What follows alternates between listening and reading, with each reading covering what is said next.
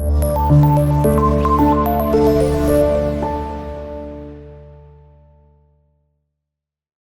Class, अस्सलाम वालेकुम। My name is Babar Arshad and I am your physics teacher. आज हम चैप्टर 5 के रिमेनिंग न्यूमेरिकल्स जो है वो करने जा रहे हैं और लास्ट टाइम आपने 5.6 किया था। आज के लेक्चर में आप 5.7 से जो है वो स्टार्ट करेंगे। तो सबसे पहले आप 5.7 की स्टेटमेंट देखें। 5.7 की स्टेटमेंट है, girl is swinging on a swing. एक लड़की झूला ले रही है at the lowest point of her swing. अच्छा, पिंक वाला झूला आप लोगों ने देखा होगा। इसको मैं जरा कोशिश कर रहा हूं कि सेंटर से जो है वो स्टार्ट कर दूं, उसके बाद हम बाकी जगह को फिलअप कर लेंगे। तो अभी हम 5.7 जो है वो स्टार्ट कर रहे हैं और 5.7 के अकॉर्डिंग जो स्टेटमेंट आपको दी गई है, एक झूला है जो इस तरह फिक्स्ड है एक पोजीशन से और ये आपके पास सरफेस ऑफ ग्राउंड है, ग्राउंड सरफेस है। यहां से इस झूले की जो हाइट गिवन है हमारी स्टेटमेंट के अंदर वो है 1.2 metre. This height is 1.2 metre. इसे हम H1 कह देते हैं। अच्छा, अब आपको पता है कि ये झूला इस तरह से इस तरफ को जाएगा इस पॉइंट पर, तो अब ये ऊपर चला गया हाईएस्ट पोजीशन पर। अब इसकी जमीन से जो हमें हाइट गिवन है वो है बच्चों 2 मीटर, क्योंकि बढ़ गई हाइट। तो अब आपके पास हाइट कितनी है? 2 मीटर्स। और अब होता ये है, जब झूला एक्सट्रीम पोजीशन पर जाता है तो एक लम्हे के लिए रुकेगा और जब ये एक लम्हे के लिए रुक जाएगा तो यहां पर इसकी वेलोसिटी कितनी हो जाएगी? 0। और जब ये वापस आएगा तो वापस आते हुए ये मैक्सिमम वेलोसिटी से वापस आएगा, वेलोसिटी बढ़ेगी और मीन पोजीशन पर जो कि ये वाली है, पहुंचते पहुंचते इसकी वेलोसिटी कितनी हो जाएगी? मैक्सिमम। इसी तरह जब ये अब दूसरी तरफ जाएगा तो वेलोसिटी फिर कम होना शुरू होगी और कम होते होते यहां पर पहुंचने पर वेलोसिटी कितनी हो जाएगी? 0। उसने क्या पूछा है? उसने कहा है मैक्सिमम वेलोसिटी फाइंड करें। तो इसका मतलब है मीन पोजीशन पर हमने उसकी वेलोसिटी को कैलकुलेट करना है। तो सबसे पहले आपके पास एक जो हाइट है वो आपको गिवन है 1.2 मीटर, H2 आपको गिवन है 2 मीटर। आप H निकाल लें तो H2 में से H1 को माइनस कर दें, 2 माइनस 1.2 इट बिकम्स 0.8 मीटर। ये हाइट है। आप इसको बॉक्स ना भी करें तो खैर है। अच्छा जी, इसके साथ ही क्योंकि जब लड़की ऊपर की तरफ जाएगी, झूला ऊपर की तरफ जाएगा, तो जी की वैल्यू इसमें भी हम -10 लेंगे। इसके अलावा हमें इसमें कुछ नहीं गिवन, जी की वैल्यू आपके पास -10। और अब हम इसमें फॉर्मूला अप्लाई करेंगे। फाइनल वेलोसिटी हम 0 लेंगे। मैंने आपको भी बताया था कि जब बॉडी एक्सट्रीम पोजीशन पर गई तो फाइनल वेलोसिटी 0। इसको आप इनिशियल वन कंसीडर कर लें। तो Vi जो कि V के इक्वल है, ये समझ लें हमने फाइंड आउट करनी है। तो क्या फॉर्मूला हुआ जी? सेम लास्ट न्यूमेरिकल में जो आपने लगाया था 2GH VF² minus VI²। Just values put कर दें। 2 एज इट इज, G की वैल्यू -10, H की वैल्यू 0.8, फाइनल वेलोसिटी 0 का स्क्वायर और इनिशियल वेलोसिटी आपने निकालनी है V का स्क्वायर। -20 को 0.8 से मल्टीप्लाई करेंगे तो 16, 0 का स्क्वायर 0 और ये V², तो -16 माइनस V², माइनस माइनस से कैंसिल, और जब स्क्वायर रूट लेंगे तो आंसर आ जाएगा 4 मीटर पर सेकेंड, जो कि उसकी मैक्सिमम वेलोसिटी का आंसर है। तो इस तरह से आपने इस न्यूमेरिकल को कंप्लीट कर लिया। यहां पर ये आपका गिवन, तो ये आपका आ जाएगा जी टू फाइंड। ये आपने फॉर्मूला अप्लाई किया है और नेक्स्ट यहां से आपके पास कैलकुलेशन। तो बहुत ही बिल्कुल लास्ट न्यूमेरिकल की तरह। Number 8, a person pushes a lawn mower with a force of 50 Newton making an angle of 45 degree with the horizontal. If the mower is moved through a distance of 20 meter, how much work is done? तो simple सा numerical है, इसमें भी आप लोगों के पास 5.8 heading और first we will write given data बच्चों। तो क्या गिवन है जी, पर्सन जो फोर्स लगा रहे डेट इज 50 न्यूटन, एंगल आपको गिवन है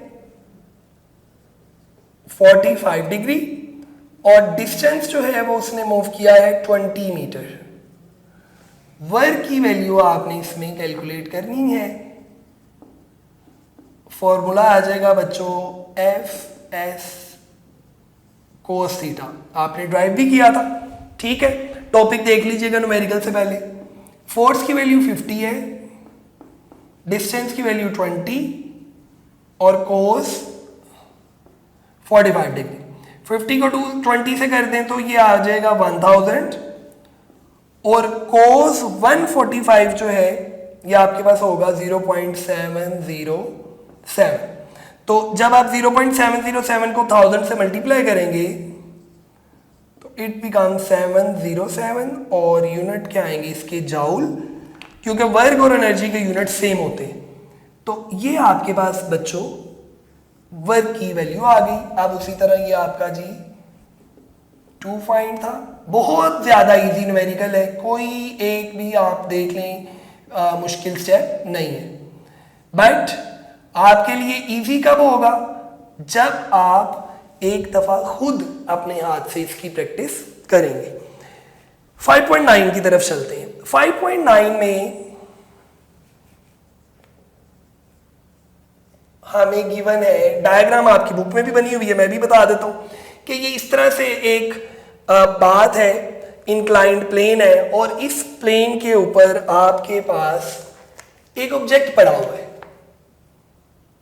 एक ब्लॉक है और आप इस ब्लॉक को ऊपर की तरफ जो है वो लेकर जा रहे हैं। ये हाइट यहां से यहां तक हमें गिवन है 10 मीटर और ये वाली जो हाइट है ये हमें नहीं दी हुई, जो ग्राउंड से हाइट है, लेकिन इस इंक्लाइंड प्लेन का जमीन से एंगल हमें दिया हुआ है 30 डिग्री और ब्लॉक का जो मैस है वो गिवन है 5 किलोग्राम। अच्छा अब जरा देखिएगा, आपको पता है बच्चों ये जो ब्लॉक है इसका वेट किस तरफ होगा, डाउनवर्ड। लेकिन आपके पास क्योंकि ये इंक्लाइंड प्लेन के ऊपर पड़ा हुआ है, अगर हम इसके वेट को इसके कंपोनेंट्स में ब्रेक कर लें तो आपके पास दो कंपोनेंट्स आपको पता है आते हैं। एक हमारे पास होगा जी ये वाला कंपोनेंट और एक आपके पास होगा ये वाला जो बिल्कुल उसके पैरेलल है, ये वाला। तो ये आपके पास बन जाएगा W cos थीटा और ये आपके पास बन जाएगा W sin थीटा। अच्छा अब क्योंकि आप इसको इस तरफ लेकर जा रहे हैं तो mg sin थीटा जो है वो आपके पास इसके ऊपर आपको फोर्स लगानी पड़ेगी, जबकि जो mg cos थीटा वाला कंपोनेंट है वो इसके ऊपर लगने वाले रिएक्शन फोर्स की वजह से क्या हो जाएगा, कैंसिल। तो अब जरा आप फॉर्मूला देखिएगा, मैं डायरेक्ट फॉर्मूले पे आ रहा हूं। वर्क का फॉर्मूला है हमारे पास F मल्टीप्लाई बाय S, लेकिन आप फोर्स कौन सी लगा रहे हैं, जितना उसका वेट है, और वेट की जगह पर हम लिखेंगे mg sin थीटा, एक कंपोनेंट, दूसरा वाला इस्तेमाल नहीं हो रहा। m की वैल्यू हमें गिवन है 5, g की वैल्यू आपको पता है 10, sin थीटा आपके पास आ जाएगा एंगल गिवन था 30 डिग्री और मल्टीप्लाई बाय डिस्टेंस, डिस्टेंस आपको गिवन है 10 मीटर। तो आप जरा इसको कैलकुलेटर पर जरा पहले सॉल्व कर लें। साइन 30 डिग्री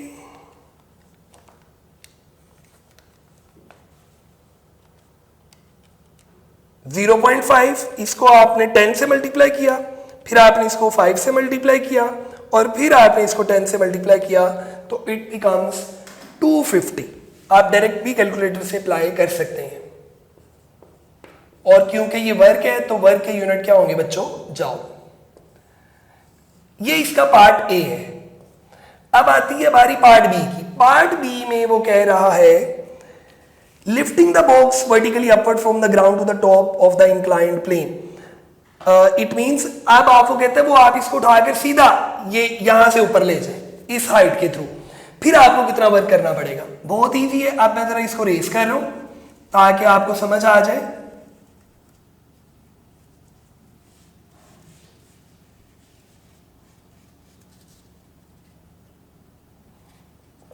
चले अब देखिएगा बच्चों, ये साइड आपको गिवन थी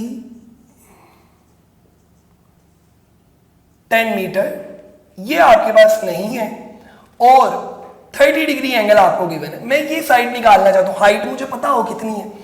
अगर हम इसके ऊपर साइन थीटा अप्लाई करें तो साइन थीटा जो है वो होता है परपेंडिकुलर ओवर हाइपोटेन्यूस। तो जरा देखिएगा, मैंने लिख लिया जी sine theta perpendicular over hypotenuse, sine 30 degree, perpendicular आपके पास हाइट है और हाइपोटेन्यूस जो है वो आपके पास 10 है। साइन 30 0.5 और 0.5 को आपने सिंपल क्या करना है 10 से मल्टीप्लाई कर देना तो वो 5 आ जाएगा। तो ये हाइट की वैल्यू आपके पास आ गई 5 मीटर। अब आप वर्क का फॉर्मूला लगा लें जो कि पोटेंशियल एनर्जी वाला हम यूज करेंगे, mgh। तो m की वैल्यू आपके पास कितनी है 5 थी, g की वैल्यू 10 और हाइट भी कितनी आई 10। 10 5 था 50 और 50 को 5 से किया तो 250। तो इस तरीके से भी आपके पास वर्क की वैल्यू वही आएगी जो कि दूसरे केस में आई है। तो इस तरह से बच्चों आपके पास ये 3 न्यूमेरिकल्स मुकम्मल हुए। फिर आपसे कहूंगा कि आपने न्यूमेरिकल्स को अपने हाथों से जरूर करना है। रिटन प्रैक्टिस बहुत ज़रूरी है न्यूमेरिकल्स को अंडरस्टैंड करने के लिए। 1 दफ़ा देखें, 2 दफ़ा करें, 3 दफ़ा करें। जितना आप अपने हाथ से खुद न्यूमेरिकल की प्रैक्टिस करेंगे उतना आपके लिए बेहतर होगा। ठीक है, चलें जी, अपना ख्याल रखें बच्चों। अल्लाह हाफिज़।